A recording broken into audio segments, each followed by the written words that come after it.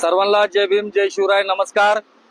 आज आम्ही वंचित बहुजन युवक आघाडी पुणे शहराचे पदाधिकारी पुण्याच्या काँग्रेस भवनच्या इथं काही वेळापूर्वी आलो होतो। येण्याचं कारण असं की काही दिवसापूर्वी काँग्रेसचे युवक आघाडीचे प्रभारी अजय चिक्कारा यांनी बेहतर नागपूर म्हणून नागपुरात एक कार्यक्रम घेतला।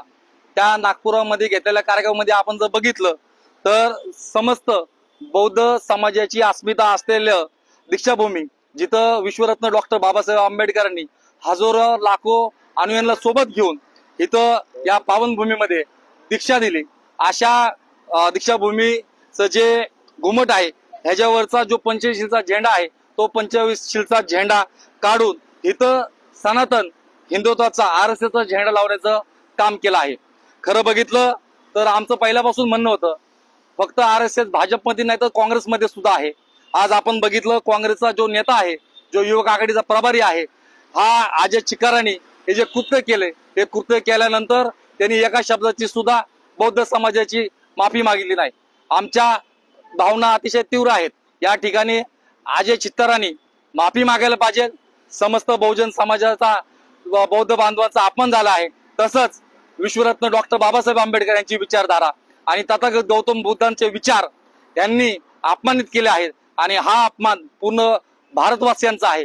माझं आज काँग्रेस भवन इथं येऊन साधारण अनेक तासांपूर्वी आमच्या काही लोकांशी, काँग्रेसच्या लोकांशी बोलणं झालं की आम्हाला या बाबतीत अजय चिक्कारांना भेटायचंय, मात्र ते कार्यक्रमाला लोक आले नाही।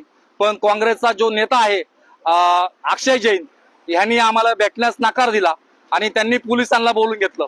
पोलिसांनी पूर्णपणे आम्हाला नजर कैदेमध्ये ठेवल्यासारखं केलं।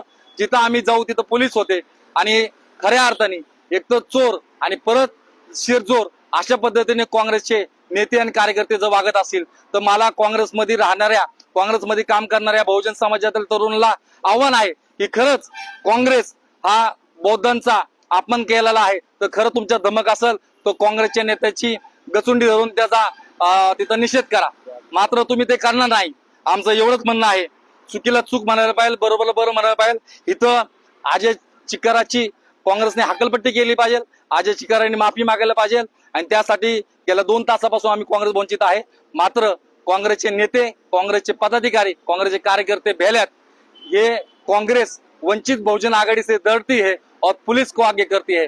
माझं या व्हिडिओच्या माध्यमातून एवढंच सांगणं आहे, अजय चिक्कारांनी जोपर्यंत माफी मागत नाही आणि जोपर्यंत प्रदेश युवक कार्यकारिणी काँग्रेसची त्याचा राजीनामा घेत नाही आणि जर पुन्हा तो जर महाराष्ट्रामध्ये आला तर आम्ही महाराष्ट्रामध्ये वंचित बहुजन युवक आघाडी त्याला फिरून देणार नाही। इथंच थांबतो। आज अजय चिक्कारांनी जे काय कृत्य केलं त्याचा जाहीर निषेध करतो आणि चित्तरा तू जर महाराष्ट्रामध्ये आला तर वंचित बहुजन आघाडी तुला महाराष्ट्रामध्ये फिरून देणार नाही। या व्हिडिओद्वारे तुला इशारा देतो।